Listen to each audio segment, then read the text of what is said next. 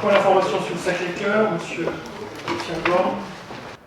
En conclusion de cette réunion, le préfet indique que l'État pourrait éventuellement aider des travaux sous maîtrise d'ouvrage de la commune dont le montant des dépenses subventionnables s'élèverait au maximum à 5 ou 6 millions d'euros.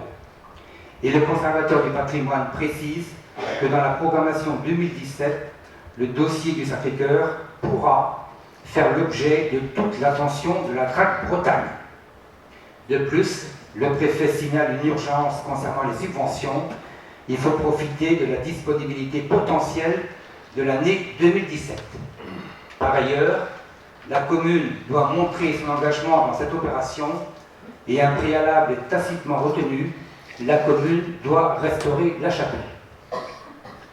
Le lendemain, le 29 septembre 2016, le conservateur du patrimoine, par délégation du préfet de région et du directeur de la DRAC, signe le refus du permis de démolir pour les raisons suivantes. J'ouvre les guillemets. Il conviendrait d'affiner le programme et la définition des enjeux de restauration de cet ensemble pour garantir un projet qui révèle le potentiel de ce site et la dynamique urbaine qui peut être créée autour. L'ancien couvent s'inscrit à l'échelle de la ville de par son importance et sa position. Pour ces raisons, le diagnostic réalisé devrait être réétudié et mis à jour au regard du nouveau programme. Il permettra de proposer à la fois des mises en sécurité urgentes, une restitution de certains éléments et la démolition d'autres n'ayant aucune ou une faible valeur patrimoniale. Le 28 octobre, le préfet et le sous-préfet de Pontivy visitent le Sacré-Cœur et confirment la nécessité de restaurer en priorité la chapelle. Le mardi 15 novembre, le conservateur du patrimoine de la DRAC, accompagné d'un inspecteur des monuments historiques et de l'équipe ABF de Vannes, visite une nouvelle fois le site du Sacré-Cœur. Quels seront les travaux à mener par la commune? Les travaux à envisager. Première vue, s'il te plaît. La restauration de la chapelle et du chœur des sœurs, qu'on appelle ici chez nous le petit théâtre. C'est ce que vous voyez en bleu, et peut-être aussi également la sacristie. Deuxième action, la démolition de la maison de la Tourière, c'est là que s'abritait l'éveil à la musique, et le bâtiment des années 50-60, qu'on appelle chez nous le bâtiment stalinien. Ceci pour ouvrir la vue sur le site. Troisième chose, la sécurisation du site pour ouverture au public. Quatrième action, la sécurisation des bâtiments non touchés par l'incendie, le bâtiment nord et le bâtiment est, dans l'attente d'une destination future. Cinquième chose, création d'un cheminement entre la place de la mairie et le site via la propriété dernièrement acquise par la commune. Et enfin, dernière action, aménagement paysager des abords. Donc voilà les travaux qui seraient envisagés par la commune, sous maîtrise d'ouvrage de la commune. Donc constitution également des demandes de subvention, contrat de ruralité, DETR, c'est-à-dire dotation d'équipement des territoires ruraux, FNADT, Fonds national d'aménagement et de développement du territoire, et crédit du ministère de la Culture. Une première demande au titre du contrat de ruralité a été déposée pour un montant de travaux estimé à 3 145 500 € hors taxes. Choix d'un maître d'œuvre pour la conduite des travaux que je viens de citer. Le cahier des charges est en cours de rédaction et sera validé par l'ABF avant publicité pour l'appel à candidature. On envisage un choix dans le courant du premier trimestre 2017 pour des travaux en 2018, 2019 et 2020. 3 ans pour répartir les dépenses et optimiser le montant des subventions. Création d'une commission extra-municipale, qu'on appellera un avenir pour le Sacré-Cœur, composée d'élus de la majorité et de l'opposition, et de membres d'associations de défense du patrimoine pour le suivi des opérations. À terme, choix d'un assistant à la maîtrise d'ouvrage pour aider la commune à moyen et long terme pour poursuivre la restauration de l'ensemble du site par la recherche de financement privé. Enfin, bien sûr, prise en compte des dépenses envisagées dans les budgets à venir. la chapelle et le chœur des religieuses pourraient être destinés à accueillir des activités culturelles pour des concerts, des spectacles, des expositions. Merci Lucien. Est-ce qu'il y a des demandes d'intervention sur cette présentation? Oui, vous connaissez la phrase de Charles Pasqua, hein. Les promesses n'engagent que ceux qui les entendent. Les problèmes de subventions à la FNADT et autres, ça dépend des disponibilités budgétaires. Et pour ceux qui regardent la presse économique, on sait très bien qu'on ne va pas vers des lendemains qui chantent en ce qui concerne la richesse de l'État, me semble-t-il. En plus que les taux d'intérêt vont remonter, ce qui fait que le poids de la dette va pénaliser le budget de la France. Il n'y a pas d'autre solution que d'engager une partie de bras de fer avec l'État. De dire non, nous avons un plan, encore faudrait-il l'avoir exactement, 3 histoires, peut-être un autre. J'ai évoqué, mais je ne vais pas revenir là-dessus, ça vient de moi, donc ce n'est pas accepté. Il y aurait la garantie de l'UNESCO dans l'opération, mais enfin, bon, peu importe. Faire un centre avec M. Thierry et Robert Hossein, représentant les grandes figures des religions monothéistes. Spectacle interactif monté par Robert Hossein, que j'ai revu à nouveau avec sa femme, Mme Candice Patrick, bien connue, toujours à Paris. Et donc là-dessus, très bien, vous ne voulez pas, parfait. Bon, il n'y a plus que traces d'histoire. Donc ça veut dire, on ne construit pas la chapelle. Dans le montant, ça à peu près 6 millions, la chapelle, me semble-t-il. Après ce que le préfet, il m'a dit ça l'autre jour. Je lui ai dit, si j'avais été maire, monsieur le préfet, ça aurait été une partie de bras de fer, vous prenez la responsabilité de la destruction du site.